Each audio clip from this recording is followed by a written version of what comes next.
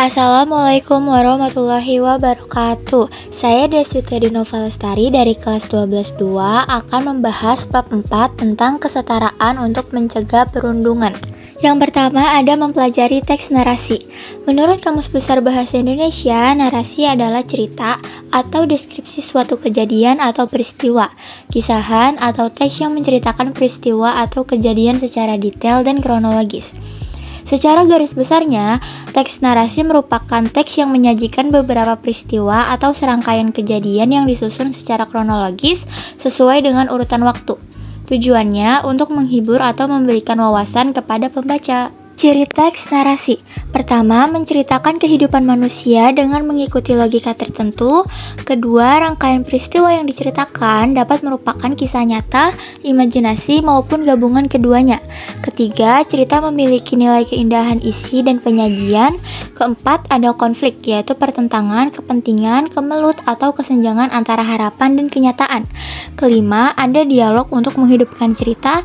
Dan yang terakhir, menyajikan pemilihan peristiwanya secara kronologis. Teks narasi dibagi menjadi 3 jenis, yaitu teks narasi ekspositoris atau informatif untuk menyampaikan informasi mengenai suatu peristiwa.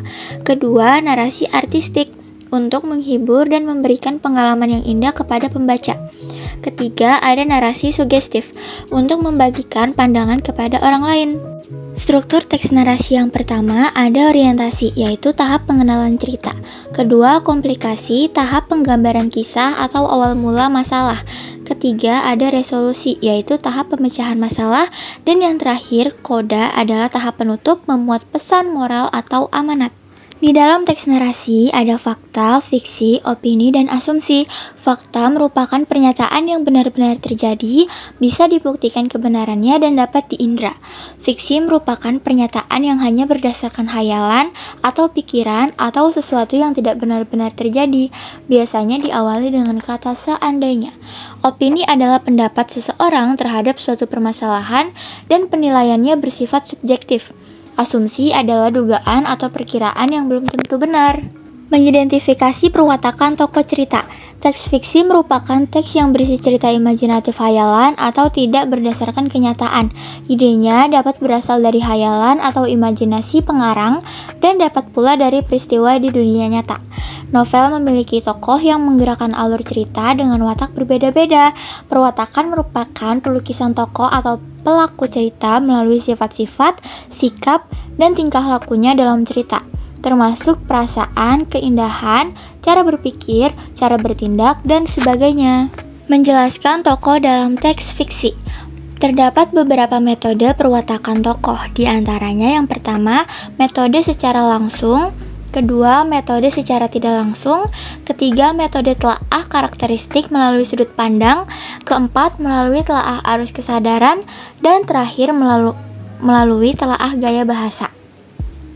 Terdapat juga berbagai jenis tokoh fiksi, di antaranya berdasarkan fungsinya, berdasarkan perannya, berdasarkan perwatakannya, berdasarkan kemungkinan pencerminan tokoh cerita terhadap manusia dari kehidupan nyata, dan berdasarkan perkembangan perwatakan. Menulis resensi. Resensi novel merupakan timbangan atau bedah novel yang isinya memperlihatkan kepada pembaca kelebihan dan kekurangan, baik buruknya, serta pantas tidaknya novel dibaca. Terdapat beberapa struktur resensi. Yang pertama, identitas, mencangkup judul, pengarang, penerbit, tahun terbit, tebal halaman, dan ukuran buku. Kedua, ada orientasi, berisi tentang latar belakang dan konteks karya. Ketiga, ada sinopsis berupa ringkasan isi novel. Keempat, ulasan berisi analisis berupa paparan tentang unsur-unsur cerita.